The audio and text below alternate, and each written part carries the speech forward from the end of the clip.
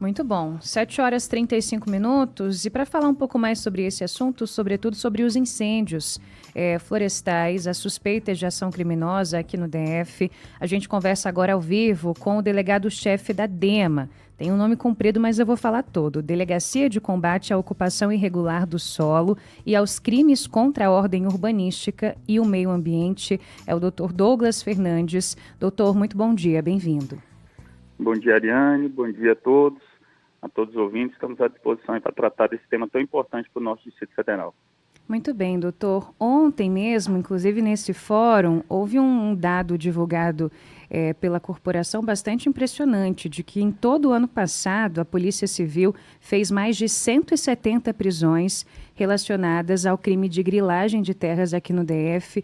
Eu começo perguntando para o senhor, vocês de fato percebem ou nas investigações há essa sinalização de que a grilagem costuma estar associada à ocorrência de parte dessas queimadas aqui no DF? Sim, Ariane, algum quantitativo desses casos que a gente atuou, há sim a participação de grileiros.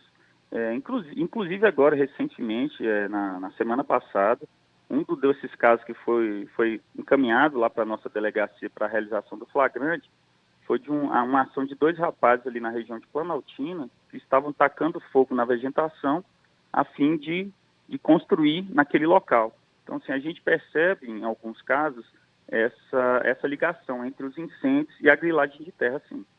Delegado, bom dia. Rafael aqui conversando com o senhor. O número atualizado em relação aos presos até agora por incêndios criminosos, se o senhor tiver para passar para a gente. E também uma outra pergunta, emendando, que tem a ver. O que caracteriza um incêndio criminoso? Alguém que está ali com uma bituca de cigarro e joga eventualmente no solo. Isso pode ser classificado como um incêndio criminoso também ou não? Bom dia, Rafael. Até o momento, nós temos 7 inquéritos policiais instaurados e 9 presos. O mais recente foi antes de ontem, na região ali de Sobradinho, ou de São Sebastião, que até um colega delegado aposentado, doutor Lócio, verificou um rapaz ateando fogo na vegetação, pediu apoio da Polícia Militar e foi realizado esse flagrante. Então nós temos até o momento 9 pessoas presas. Desses 9, 2 continuam presos ainda, que é aquele rapaz de 19 anos que foi preso ateando fogo no Parque Burle Marx, e o indivíduo que foi preso aqui pela nossa delegacia por meio de mandado de prisão preventiva, em razão daquele incêndio florestal de grandes proporções na região do Lago Oeste. A segunda pergunta me fugiu agora, Rafael, se você puder repetir? Claro, a minha pergunta é a seguinte, né? O que caracteriza um incêndio como criminoso? Sim, até da bituca de cigarro. O que acontece, Rafael? A gente tem hoje uma situação climática aqui no Distrito Federal que é uma calamidade, né? Muito quente, tempo seco. Então, uma pessoa que aceita, ateia fogo, joga uma bituca de cigarro próxima a uma vegetação ali seca, essa pessoa está assumindo o risco de causar um incêndio florestal. Então, por essa razão, o entendimento que foi firmado aqui pela Delegacia do Meio Ambiente é que a pessoa que faz esse tipo de atitude, vai tacar fogo em resta de poda, ateia fogo no lixo, joga uma bituca de cigarro ali em um local de vegetação seca, ele está assumindo o risco de praticar um incêndio. Então, o nosso entendimento aqui é que essa pessoa está assumindo esse risco, então responde pelo incêndio na sua modalidade dolosa, ou seja, a pessoa tem aquela intenção ou aceita o risco de que aquele incêndio possa acontecer. Então, isso tem uma repercussão na pena. Pois se fosse um incêndio culposo, ou seja, aquele que a pessoa não tinha intenção, mas por imprudência, negligência ou imperícia praticou o incêndio, a pena é pequena. É uma pena que até é atuada por meio de termo circunstanciado. No caso de um dolo, no caso de uma intenção da pessoa de praticar esse incêndio, a pena já vai para 3 a 6 anos de prisão, inclusive nem cabe fiança na delegacia. 7h39, nós estamos ao vivo com o delegado Douglas Fernandes, ele que é delegado-chefe da Delegacia do Meio Ambiente aqui no Distrito Federal, ao vivo conosco no Jornal Nova Brasil Brasília. Doutor Douglas, como que é o trabalho para se chegar a esses suspeitos, essas pessoas que tacam fogo aqui na nossa vegetação? O senhor comentou agora há pouco de um colega aposentado aí da Polícia Civil que fez essa denúncia, que avistou essa pessoa atacando fogo. Imagino que não dá para colocar câmeras em toda a floresta, na Floresta Nacional, no Parque Nacional de Brasília. Como que é o desafio de vocês para se chegar a essas pessoas? Tem imagens de satélites, depoimentos de testemunhas, ou vocês são 100% dependentes dessas denúncias anônimas, doutor? Bom dia, Diego. Muito boa a sua pergunta, Diego, que nos ajuda a colaborar, né, a pedir a colaboração da comunidade.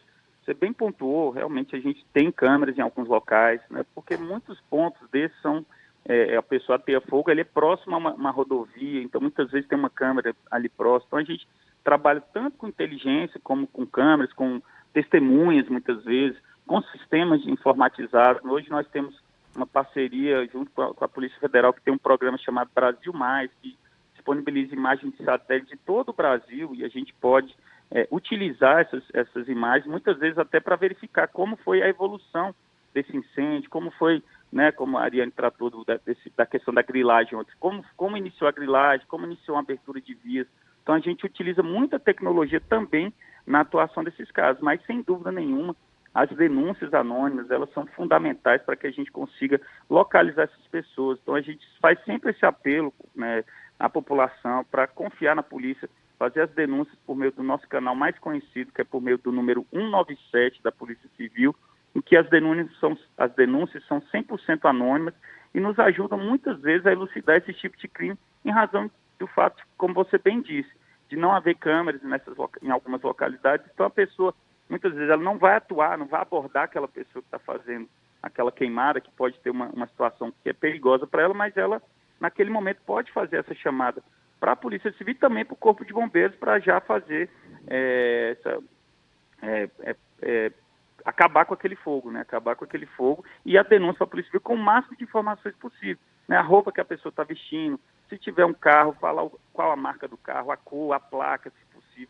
E por meio dessas informações a gente consegue chegar na autoria desses incêndios criminosos.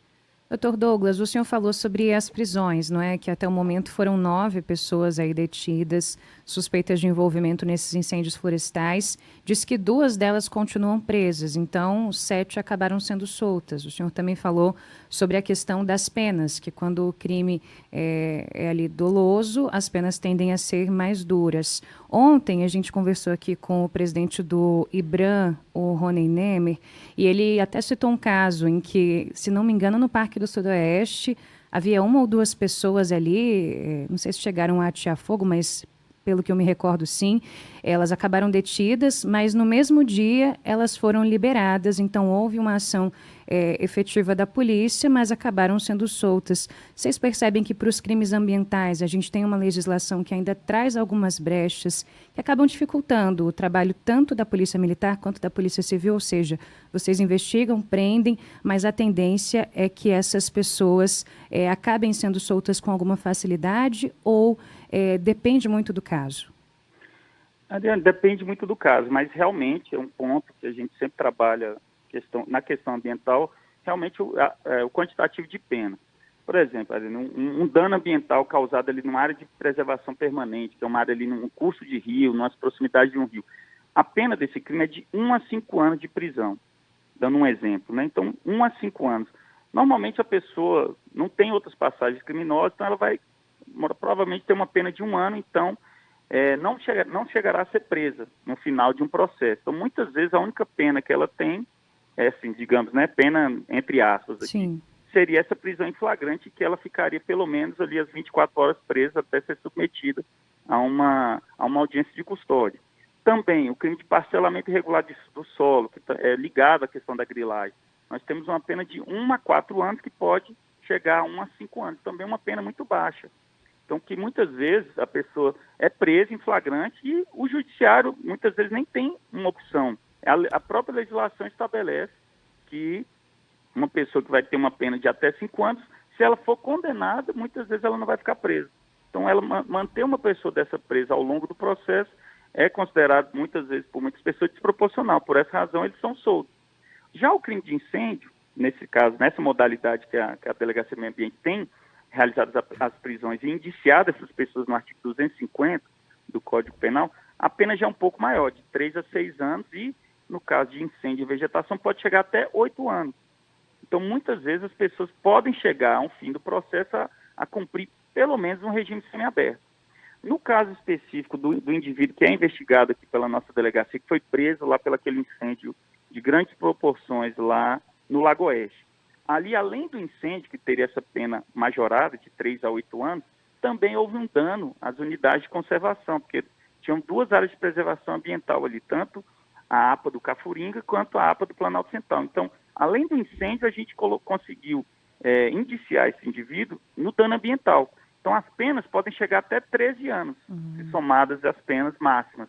Então, nesse caso, por essa razão, esse indivíduo acabou sendo preso preventivamente e hoje está aguardando o seu julgamento preso.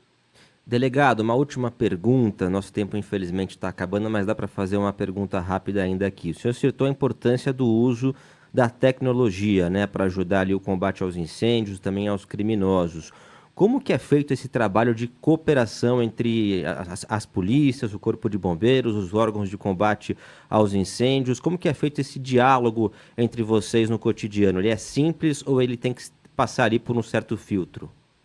Hoje melhorou bastante. A gente tem um grupo de WhatsApp, inclusive, vinculado junto com a Polícia Federal, os bombeiros, o ICMBio, o IBRAM. Então, assim, para que a gente consiga fazer uma atuação ainda mais conjunta e forte contra a questão dos incêndios. Também o nosso CIA, o CEPOL aqui, né, que é o CIOB ali, o Centro Integrado, vinculado à Secretaria de Segurança, se há uma ocorrência de incêndio, ele comunica tanto os bombeiros quanto a Polícia Civil, a Polícia Militar, a fim de que os bombeiros façam aquele combate efetivo às chamas e as forças de segurança, né, a Polícia Militar, tanto a Polícia Civil, possam ir até o local e verificar e realizar a prisão desses indivíduos que podem estar praticando esse crime. Então, a integração é fundamental. Para a gente combater esse tipo de situação, tanto as queimadas, quanto a grilagem de terra, o parcelamento irregular, a união das forças ela é fundamental para que a gente tenha uma efetividade maior nessas medidas. Muito bem, 7 horas e 47 minutos, a gente conversou ao vivo agora no Jornal Nova Brasil Brasília com o Dr. Douglas Fernandes, ele que é o delegado-chefe da DEMA, a Delegacia de Meio Ambiente aqui do Distrito Federal. Doutor, muito obrigada pela disponibilidade, pela conversa, seja sempre bem-vindo ao Nova Brasil. Muito obrigado, Ariane, obrigado, Diego, Rafael, bom dia a todos. Bom dia, doutor.